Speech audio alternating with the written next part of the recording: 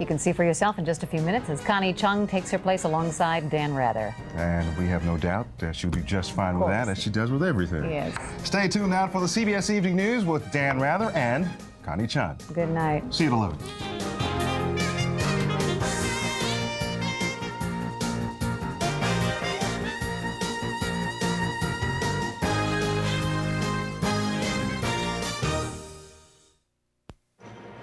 For President Clinton, a lurch to the center. An exclusive CBS News poll shows the president having to scramble to regain popularity lost. The killing fields of Bosnia. Shelling kills children on a soccer field in Sarajevo while the world watches in horror. And Eye on America. Tonight, rich kids, poor kids, and yellow school buses. Why mixing could be fixing. This is the CBS Evening News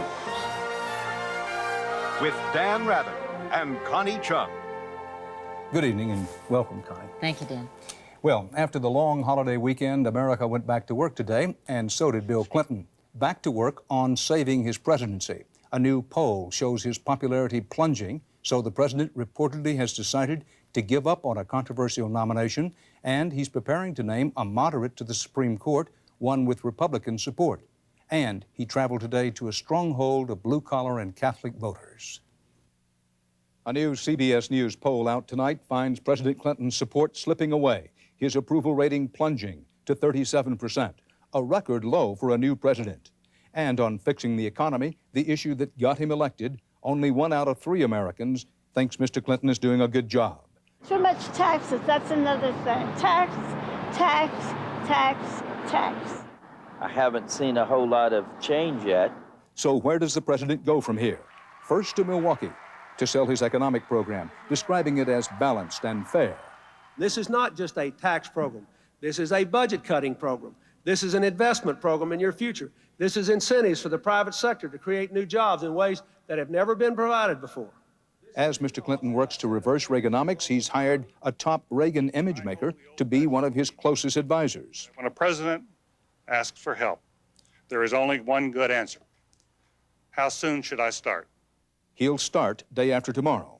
David Gergen, advisor to Republican Presidents Nixon, Ford, and Reagan, signs on with Democrat Bill Clinton. Gergen will try to sharpen the Clinton message, move the president more toward what Gergen sees as the political center, and win back so-called Reagan Democrats. To do that, CBS News has been told, President Clinton will withdraw his controversial nomination of Lanny Guinier, a strong supporter of racial quotas, to be an assistant attorney general. And later this week, possibly Friday, the president is expected to nominate a centrist to replace retiring Justice Byron White on the U.S. Supreme Court. I asked CBS News consultant Joe Klein about the remaking of the president. Well, you know, Dan, there's a quality that's most important in a president that's so simple we usually don't even talk about it, and that's the perception of strength. The president has to seem strong. And Bill Clinton, over the last 3 or 4 months, has wobbled back and forth on Bosnia. He hasn't defined the economic issue in his terms, and I think people are losing faith in him as a result. Now he brings on a master image massager from the Nixon, Ford, and Reagan administrations. What does this tell us? Well, I don't know what it tells us yet, and neither do many of the people in the White House who don't really know what David Gergen's job is going to be yet. If he helps to remind Clinton of some of the values issues that helped Clinton get elected president, like welfare reform and national service and reinventing government, reforming the government, he'll be well worth the effort. The trip to Milwaukee, a move to get blue-collar workers, Catholics, suburbanites, what one time were called Reagan Democrats, back in behind him? Yeah, I think so, and I think that he's trying to get away from some of the things that might have alienated them. Not only wasn't he talking about their economic issue, which was jobs, he got away from the values that made him seem like one of us, a guy who'd ride the bus. Now he's a guy who takes the plane and gets his hair cut for $200. Joe Klein. To put President Clinton's 37% approval rating in perspective, there's one more number to keep in mind, 10%. The president has served only 10% of his first term, so there is still plenty of time to turn things around. Well, at every turn lately, the president is running into an attack from Ross Perot. 7 months after the election, Perot is still campaigning. But as correspondent Vicki Mabry reports, the question is, campaigning for what? In his position as the national nag, Ross Perot is here to stay. It's kind of like our new tax plan. It's kind of like going to Mexico with all our jobs. Nobody's thinking it through. He's all over the airwaves, berating President Clinton. You wouldn't consider giving him a job anywhere above middle management. Weekends find him on the road, preaching against tax and spend politics and government as usual. And his support is rising. The Texas billionaire took 19% of the votes in the last election. A CBS News poll shows that he would now receive 25% of the vote if that election were held today. With Ross Perot, we have a strong, capable leader who's telling the world what's wrong with the United States. He is basically running a pre-presidential campaign schedule 3.5 years before the presidential campaign actually begins. It's not going to stop. Not so, says Perot, who claims his organization, United We Stand America, is an anti-politics-as-usual watchdog, not a campaign staff. But disenchanted supporters who do not approve of Perot's autocratic style disagree. Ross Perot does not care for the people. Ross Perot cares for Ross Perot. Still others speculate United We Stand America might use its clout to endorse state and local political candidates. Though when polled, 3/4 of Texas voters said Perot would not influence which candidates they'd vote for. If it turns out that a Perot endorsement makes a big difference in congressional campaigns, then you might see both parties courting him. And this week, Republican John Doolittle of California becomes the first congressman to openly swear allegiance to Perot. He clearly symbolizes the forces of change throughout the whole country. Whatever Perot's real motives are, he's got the current administration on alert. The president's aides have recently set up a group to study Perot's plans and weaknesses in preparation for his next attack. Vicki Mabry, CBS News, Dallas. Today was a holiday for the Muslims of Bosnia, and some young people decided to ignore the war and choose up sides for a ball game. It wasn't long before their soccer field was soaked in blood. As David Martin reports, it was a grim reminder of the world's failure to end the slaughter in Bosnia. The pictures of the aftermath of a mortar attack on a holiday soccer game outside Sarajevo are the cruelest possible mockery of the UN's attempt to create safe havens in Bosnia. At least 16 civilians were killed and many more wounded. During 2 hours, we have 43 patients, all civilians, and 5 children.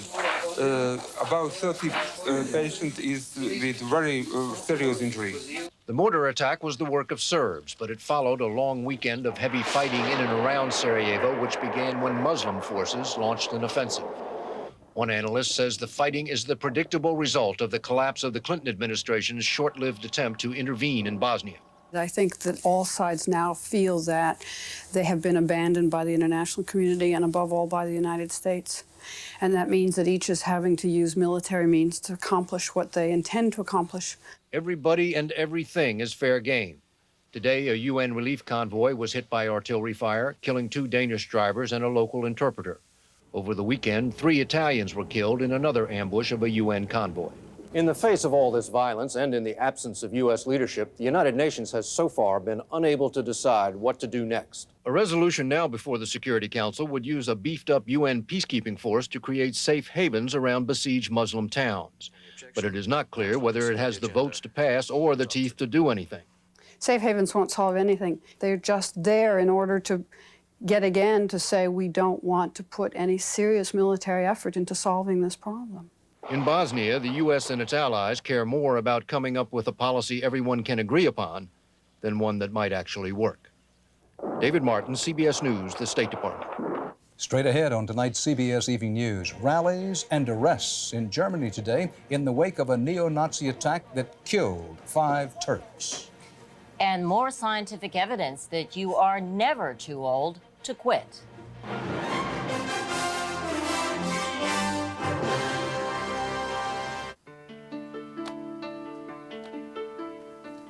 Any kids around now, Jane? Oh, sorry, Billy, not your age. A little earlier, Jane Stewart was troubled with arthritis pain, so she took a Motrin IB, the same medicine as the Motrin doctors have prescribed for years, but in non-prescription strength. And just 1 Motrin IB is as effective as 2 regular aspirin. All right, kid. Let's see what you got. Aunt Jane? Come on. Motrin IB, the relief of Motrin in non-prescription strength. So what do you want from the 90s? Well, the Oldsmobile Achieva Special Edition can't give you that. But it does have air, automatic, anti-lock brakes, cruise, tilt, power windows and locks, and more. And it costs only $14,695, which could leave you feeling very good about yourself. It's your money.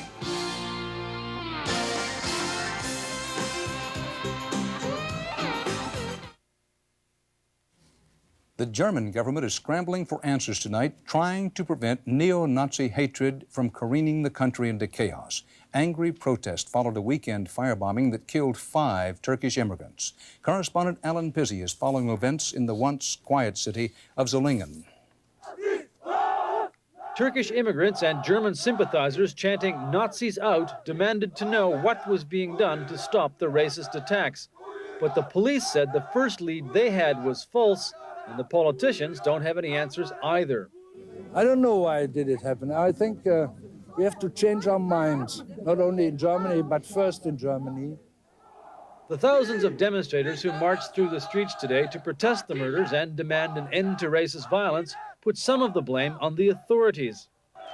Police in full riot gear, deployed to keep order and protect the demonstrators against any provocations, were booed. The Turks have widespread sympathy among Germans who fear the steadily growing right wing. The police haven't done enough, this German man says. The Nazi Party ought to be banned. 2 skinheads who ventured too close to the march were grabbed by police and arrested. The arrest probably saved them from a worse fate. The Turkish protesters wanted the skinheads handed over to them. "Why are you protecting them?" they shouted at the police. German and Turkish officials have appealed for calm, and the Turks are using the overheated atmosphere to press for more rights for immigrants, including the vote. What they got today was permission to march to the house where the Turkish immigrants were burned. There, the charred remnants of the better life the immigrants came to build have become a memorial to the dead. Alan Pizzi, CBS News, London. When it comes to tolerating differences in this country, the U.S. Supreme Court sees no reason to change the way the Pledge of Allegiance is recited in public schools. The court said school children may continue using the phrase, "One nation under God," when they recite the pledge. Now, from around the world, more CBS News. In Cambodia, the government is threatening to demand new elections, charging fraud in last week's UN-sponsored vote. With more than half the ballots counted, the opposition party is holding a narrow lead over the Vietnamese-backed government. In Guatemala, President Jorge Serrano resigned after a week of mounting protests over his attempt to suspend the Constitution and declare one-man rule. The defense minister today took temporary control of the Guatemalan government. The mystery illness that has already killed at least 11 people in and around the Navajo Reservation in the American Southwest may have spread to a few people in other states. Medical experts still don't know what's causing the sometimes fatal flu-like ailment. In Miami, 5,000 job seekers showing up for 2,000 jobs at a local job fair underscored the government's latest report on the ailing U.S. economy. Personal spending up 1%, personal income unchanged. Coming up next on the CBS Evening News, one area's answer to limiting begging on city streets. Now, Hart's long-term flea and tick protection is not just for white-collar dogs and cats. Hart's Yummies? The famous Hart's 2-in-1 flea and tick-killing collars now come in fabulous colors. So every dog and cat can feel comfortable with the powerful benefits of Hart's 2-in-1 protection. Protection that works for up to 5 months, wet or dry. Pets are jumping for joy wearing their 2-in-1 colored collars. Just ask any flea or tick. These are drop-dead colors. Day after day, you make those glasses of thick Metamucil disappear. Why not make them all disappear with FiberCon? Doctor-recommended FiberCon gives you the same fiber regularity in tablets. Easy-to-swallow tablets. Get doctor-recommended FiberCon. Do you have a problem with food sticking to your barbecue? Just spray all-natural Pam on a cold grill, and your problem will go away. Pam makes summer less sticky. January, he was Mr. Right. February, Mr. Wrong. March, He's back. There's only one calling plan that adjusts with you.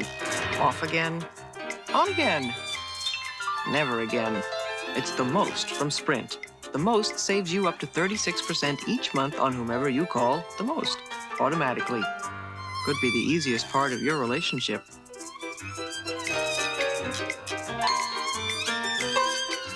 Think you've seen it all on TV talk shows? Wait till you see what goes on behind the scenes. Everybody's Talking. An all-new 48 Hours Wednesday. It's a growing dilemma.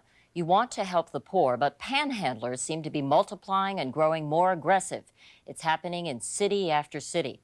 And as law correspondent Rita Braver reports, one city is taking tough new action tonight that could serve as a national model. Panhandlers have become part of every urban American landscape. But increasingly, street beggars like Robert Austin of Washington, D.C. forge into traffic, unwilling to wait for a handout. When people walk along the street, sometimes they don't want to stop at all. In the traffic, you can, confront them when they do stop. But now the City Council of Washington, D.C. is about to outlaw begging in traffic, panhandling in subway stations or near automatic teller machines. No more bothering picnickers or charging drivers to park in public spaces.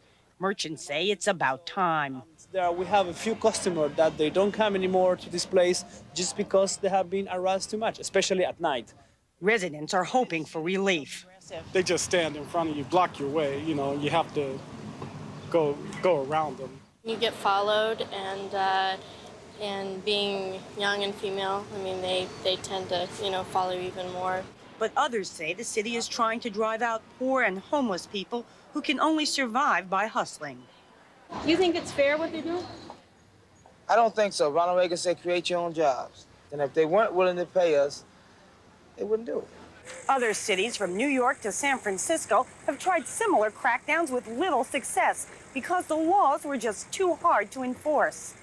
But backers say the D.C. law could be a model for the whole country because it tells police exactly what kind of behavior is illegal. Some critics predict this law could force panhandlers to turn to crime. Once they stop panhandling, stores, all these vendors out here, they're going to start getting robbed. People can start getting robbed. And the city is likely to find that, like so many urban problems, panhandling has no simple solution. Rita Braver, CBS News, Washington. With Connie Chung, there is more CBS of the Evening News just ahead, including Eye on America. Tonight, new spin, old idea, school busing.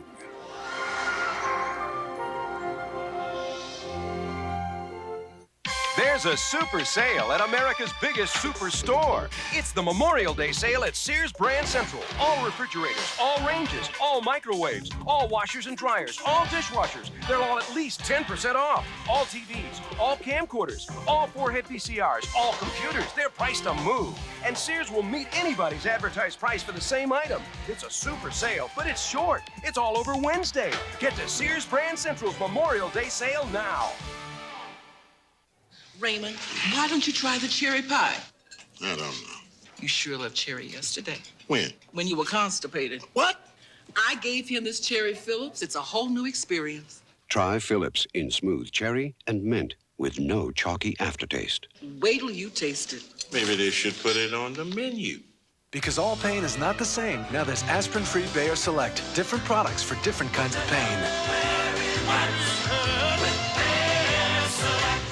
Norelco shaves incredibly close in exceptional comfort because Norelco's lift and cut system lifts the hair so when it's cut, it can drop below skin level without the blades touching your face. So with every shave, Norelco makes close comfortable.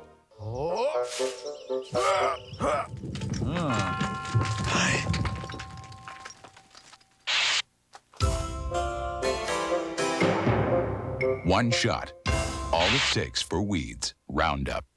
How safe are you in your hotel room? If it seems safe enough, we'll tell you what you probably don't know about hotel security. Tomorrow on CBS This Morning with Harry Smith and Paula Zahn.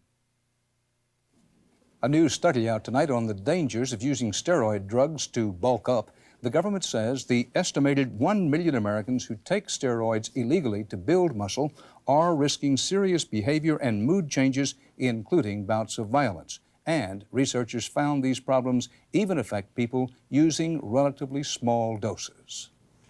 And more news about health and medicine tonight, this time about longtime smokers. As Dr. Bob Arnott reports, the latest evidence is in.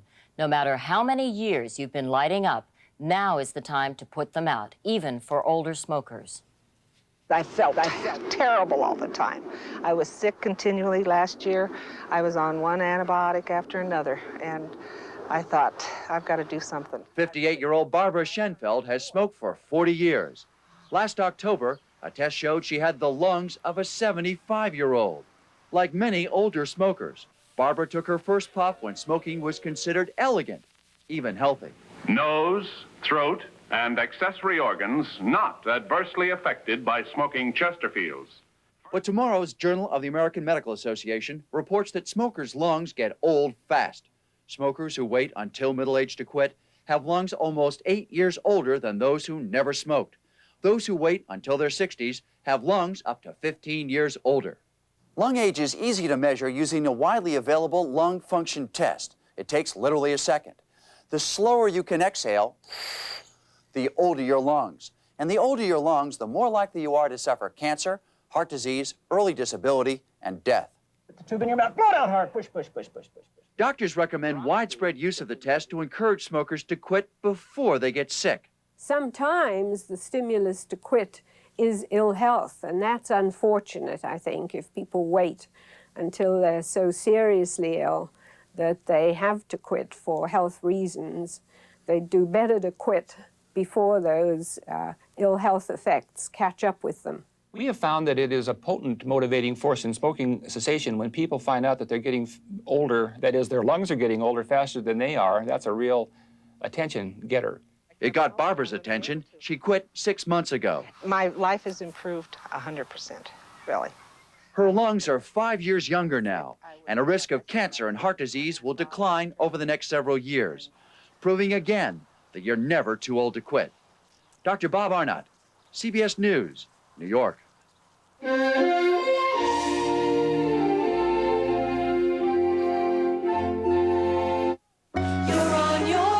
name is Sarah, and she's lucky, because today she'll encounter egrets doing dances and alligators in the wild. She'll see how other moms take care of their kids. And she'll be doing this, recycling, through a program of the National Park Service and its recycling partner, Dow. We can make a difference in what tomorrow brings. Together with the National Park Service and folks like Sarah. Dow lets you do great things.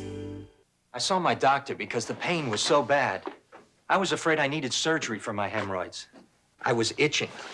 The burning was awful. But my doctor said my hemorrhoids weren't serious. I didn't need surgery. He told me it was time I started using Preparation H. Preparation H helps relieve the symptoms of inflamed hemorrhoidal tissues, often bringing relief from itching, burning, and painful irritation for hours. What a difference Preparation H makes. Doctor recommended Preparation H. Headaches can affect you as differently as night and day. For daytime headaches, Anacin contains aspirin and caffeine. Caffeine energizes the aspirin to work better on your headache, so you can work better. Anacin, daytime headache relief. When you ask for Tums, don't fall for this. They're all the same. Because they're not. Mylanta uses aluminum and magnesium. Tums helps conquer heartburn and gives you calcium. Something my body needs anyway. I like that. Tums! So a prize number worth millions of dollars arrives in somebody's mail. Yes, and as soon as the number's returned, you award the $10 million for American Family. That's the easy part. First, we've got to get the winner to return the number. Well, let's do it. Okay. And in 3, 2, 1. Ed and I urge you to enter the sweepstakes with our picture this week. $10 million can be yours this fast. Please get that number back to us, and I'll say you're a millionaire. Busing. It used to be about black kids and white kids and a lot of parents seeing red. Well, now there's a new kind of busing. In a way, it's still about color, not black and white. This time, it's green, the color of money. Correspondent Wyatt Andrews reports tonight's Eye on America. Bye. Have a good day. Bye, Mom. To put things simply, Darren Silvernagel is an upper-class kid who takes the bus to a poorer neighborhood school. Across town, the children of the Vu family are lower-income kids, and they take the bus to a richer neighborhood school. Rich kids bus to poor schools, poor kids bus to rich schools. It could be the most unique experiment with busing ever in America. And as we found out on this Parents' Night, it's probably made La Crosse, Wisconsin, the only town that actually likes busing. It helps the privileged kids by seeing kids that aren't as fortunate. My first grader loves it. She's learning all kinds of new things, seeing that everybody's not the same. You should know that in La Crosse, Wisconsin, the rich are actually quite middle class, and the poor aren't really destitute. It's a very white town with very few blacks, and only a small minority of ethnic Hmongs from Laos who settled here as refugees after the Vietnam War. So why bother to mix these schools? Why bus children because of poverty? Because La Crosse recognized what most school systems across America have come to realize, that it is the low-income children, regardless of their race, who are the toughest to teach. In real blunt English, Mr. Thurston, what is it to teach a class that's 80% low income? You have to put forth a much greater effort. And when you're working with more children who are living in poverty, you're dealing more with social and emotional issues. I mean, and that borrows time from the education? It does. It definitely does. Many people thought the school system had gone right off the edge of the earth on this one. School officials like David Johnston almost lost their jobs when they tried to sell the idea. There was a recall drive mounted against the school board, with high and low-income parents refusing to be lab rats in some bureaucrat's experiment. And these adults are stepping in and saying, well, we need to mix. These kids have to be better raised with these other kids, like they have better manners than these other ones. And it's not so. What would be the special celebration today? But then a strange thing happened. The recall drive came too late to stop the busing, and when income mixing hit the classroom, it worked. This year, I spend less time dealing with behavior problems that I dealt with last year. And yes, then I can have more time teaching. And then, after school, rich and poor parents began to mix. Opposition to the plan folded when almost everyone noticed the new energy coming from the schools. These were teachers who had been used to having to give so much of themselves, before, and now they had a small classroom, they had a more well-balanced classroom, and they just had so much to give to my child. So a busing plan is working in a mostly white community with a smattering of Asian refugees. What does that say about the rest of America, where more of the problems are cast in black and white? Some experts say La Crosse is showing how class and not race has become America's great divide. Most people aren't racist. They don't mind living next to Dr. Huxtable. They do mind living next to Willie Horton. The people in La Crosse are facing up to the big challenge America's going to face in the next few decades, which is how to keep rich and poor together in some community. It's probably naive to hope that all of the problems of, say, Boston or Los Angeles could be solved by mixing school kids based on income. Poor people? Yes. Sad? But there is also evidence that La Crosse is onto something. For 35 years, the experts promised we would improve society if schools were diversified by race. What if, just maybe, that's not the answer now? That's why stereotypes can be so dangerous. In La Crosse, Wisconsin, Wyatt Andrews for Eye on America. The ongoing effort to keep rich and poor together in America, part of our world tonight, and what a different world it is. Thank you for joining us, and for all of us at CBS News, good night. Good night, Chet. Good night, David. Good night, everybody. See you tomorrow.